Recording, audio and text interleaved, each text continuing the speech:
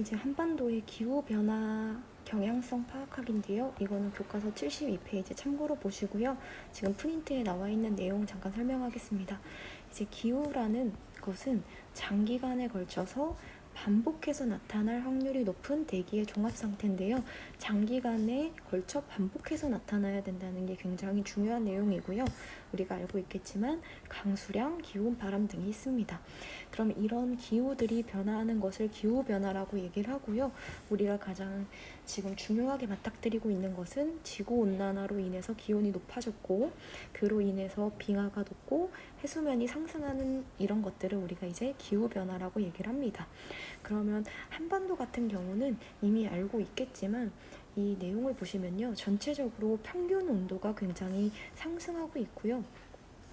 지금 아열대 기후라 그래서 조금 지금 현재 우리가 살고 있는 기후보다 약간 높은 기후를 이야기하는데요.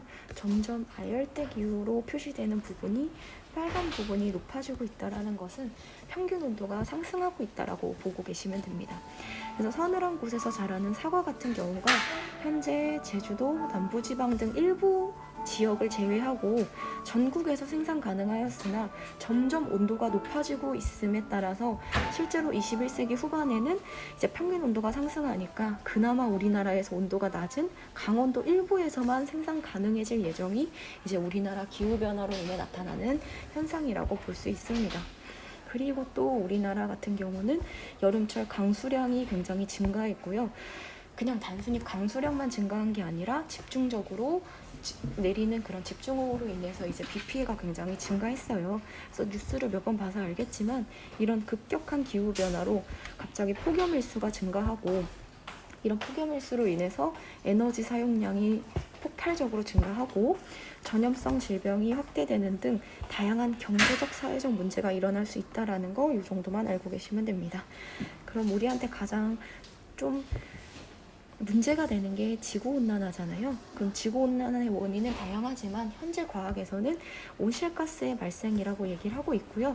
온실가스를 잠깐 설명을 해보면 우리는 태양이 우리한테 보내는 에너지를 지표에서 일부분은 반사시켜야 되는데 온실가스로 인해서 다시 되돌아오는 현상이 발생합니다. 그래서 온실가스가 많으면 많을수록 되돌아오는 에너지가 많아지기 때문에 전체적인 온도가 상승하고 있다는 거 알고 계시면 되고요. 그 다음에 이제 화석연료 사용으로 인해 이산화탄소 증가하는 거 당연한 얘기고 이제 산림 같은 경우는 이산화탄소를 흡수함으로써 광합성을 해야 되는데 무분별한 산림 벌목으로 인해서 이산화탄소 흡수가 감소하고요. 이제 축산 과정에서 메탄가스 방출이 증가하고 있다는 거 이런 것들이 문제가 됩니다. 그럼 우리가 지구온난화를 해결하기 위한 노력은 당연히 온실가스를 줄여야겠죠? 그래서 요새 많이 대두되고 있는 단어가 탄소 중립인데요. 조심해야 될 게 탄소 중립은 이산화탄소를 아예 배출하지 말라는 뜻이 아니고요. 배출한 만큼 흡수하는 대책을 마련해서 실질적인 양 플러스 마이너스의 값이 0을 만든다라는 게 이제 이산화탄소 탄소 중립이라는 단어 꼭 기억하셔야 되고요. 이거 2번, 3번은 이제 탄소 중립에 관한 얘기니까 한번 읽어보시고요. 그리고 이제 각종 기후협약으로 인해서 탄소 배출권이라는 게 시작이 됐는데요.